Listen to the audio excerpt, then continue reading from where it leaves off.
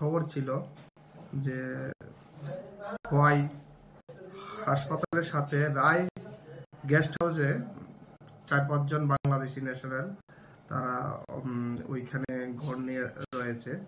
সাথে সাথে আমার অফিসার যায় এবং গিয়ে সেটা ওই 4-5 জন বাংলাদেশিকে পায়, তাদের সাথে কথা বলে এবং তাদের কথার ভিতরে অনেক অসংলগ্নতা দেখা দেয় এবং তারা তাদের আইডেন্টি ঠিকঠাকভাবে বলতে পারে না এবং বিভিন্ন কন্ট্রাডিক্টরি স্টেটমেন্ট দিয়েছে। পরবর্তী সময়ে আমরা তাদেরকে থানায় নিয়ে এসে এবং থানায় নিয়ে ফার্দার ইন্টারোগেশন করি এবং ফার্দার ইন্টারোগেশন করে জানতে পারি তারা কিছুদিন পূর্বে দিল্লিতে গিয়েছিল কোনো একটা জায়গা দিয়ে ইলিগেল ভাবে ইন্ডিয়াতে এন্টার করে, তারপরে তারা দিল্লিতে গিয়েছিল। ওই দিল্লি থেকে তারা আজকে আবার পুনরায় বাংলাদেশে যাওয়ার উদ্দেশ্যে আজকে খোয়াইয়ে এসেছে।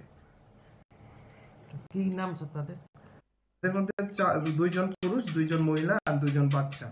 পুরুষের যে নাম আছে, একজন হচ্ছে কবির, আরেকজন হচ্ছে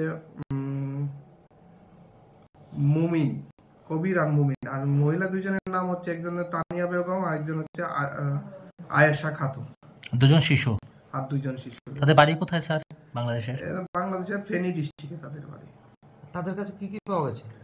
তাদের কাছে কিছু আই কার্ড পাওয়া গেছে, এইগুলি তারা স্বীকার করেছে এইগুলি তারা ইলিগাল ভাবে তারা ফৌজদারি করে এইগুলি বানিয়েছে। মানে ইন্ডিয়ান আই কার্ড পাওয়া গেছে।